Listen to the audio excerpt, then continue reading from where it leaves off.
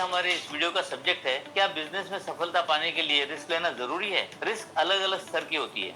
एक होती है छोटी मोटी रिस्क, एक होती है कैलकुलेटेड रिस्क और एक होती है हाई रिस्क या अंधाधुन रिस्क। आइए कुछ एग्जाम्पल के जरिए हम इनको समझते हैं। छोटी मोटी रिस्क रोजमर्रा की जिंदगी में हर कोई लेता है, उसके बगैर तो जिंदगी जी ही नहीं सकते। जैसे कि रास्ते पे चलना भी एक रिस्क है, चलते चलते आप गिर सकते हैं, आपको कोई मोटरसाइकिल या कार टक्कर मार सकती है। ये सोचकर आप घर पे तो नहीं बैठ सकते, जिंदगी कैसे बसर होगी। मैं ऐसे लोगों को जानता हूँ जो हवाई जहाज से सफर नहीं करते। आपको ये सुनकर हंसी आएगी कि कुछ ऐसे भी लोग होते हैं जो बिल्डिंग के लिफ्ट में नहीं जाते। मैं जिस बिल्डिंग में रहता हूँ वहाँ का वॉचमैन लिफ्ट में ऊपर नीचे नहीं जाता, बहुत डरता है। अगर सोचो तो ये रिस्क है, मगर कितनी, कई लाखों में एक वाकया होता है जहाँ पर कोई एक्सीडेंट होता है। लेकिन ये सोचकर अगर आप साधनों का इस्तेमाल नहीं करोगे तो ये तो बेवकूफी होगी। ऐसे तो हमारी पूरी जिंदगी रिस्क है। हम सांस लेते हैं, उसमें भी कीटाणु अंदर जा सकते हैं, तो क्या हम सांस लेना बंद करेंगे? ऐसे तो बहुत सारे उदाहरण दिए जा सकते हैं।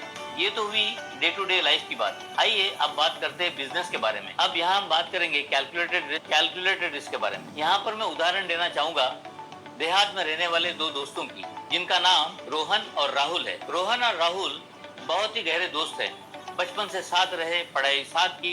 अब दोनों जीवन में कुछ बिजनेस करके सफलता पाने के बारे में सोचते हैं। राहुल ने रोहन से कहा कि बिजनेस करने में तो रिस्क होती है। रोहन उससे कहता है अगर जीवन में आगे बढ़ना है तो बिजनेस में एक कैलकुलेटेड रिस्क लेना बहुत जरूरी है। बहुत समझाने के बाद राहुल मान गया। बहुत से अलग अलग बिजनेस के बारे में सोचते हैं। उसके बाद में उन्होंने तय किया कि एक भैंस खरीदते हैं और दूध का व्यापार करेंगे, आहिस्ता आहिस्ता उसको बढ़ाते जाएंगे। ये तय हुआ। दूसरे दिन सुबह दोनों उसी जगह मिलेंगे और मंडी की तरफ जाएंगे भैंस खरीदने के लिए। दूसरे दिन जब राहुल वक्त पर नहीं पहुंचा तो रोहन चला गया। उसने भैंस खरीदी और दूध का बिजनेस शुरू किया। उस दिन के बाद राहुल उसे नहीं मिला। रोहन का दूध का बिजनेस अच्छा चलने लगा। उसने एक के बाद एक और भैंसें खरीदी और इस तरह उसका बिजनेस बढ़ता गया। फिर उसने दूध का प्रोडक्ट बनाने का कारोबार भी शुरू किया, जैसे कि लस्सी, पनीर, चीज वगैरह। अपने कारोबार को बढ़ाने के लिए वो शहर की तरफ गया और बड़े पैमाने पे मार्केटिंग करके उसका बिजनेस बहुत बढ़ गया। शहर में उसने एक अच्छा घर खरीदा, एक अच्छी कार खरीदी। एक दिन जब वो अपनी महंगी कार में जा रहा था, अचानक से उसकी नजर एक बस स्टॉप पे खड़े इंसान पर पड़ी। चेहरा जाना पहचाना लगा।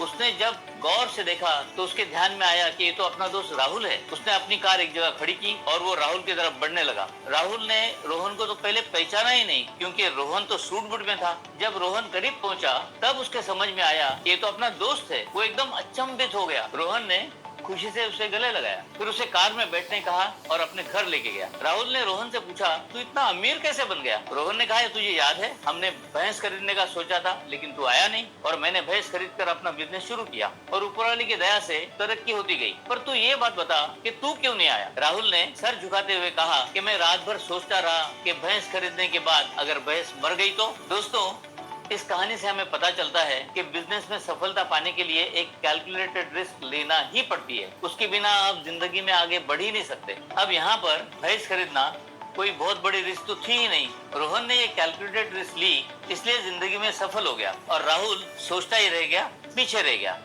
रिस्क लेना या जोखिम लेना ये एक कला है। ये व्यवसाय का एक महत्वपूर्ण हिस्सा है। हो सकता है कि आप असफल हो, लेकिन इस असफलता में भी आपको सीखने मिलता है और अगली बार आप बेहतर तरीके से बिजनेस कर सकते हो। इसलिए जब आप कैलकुलेटेड रिस्क लेते हो तो आपको संभलने का मौका मिलता है।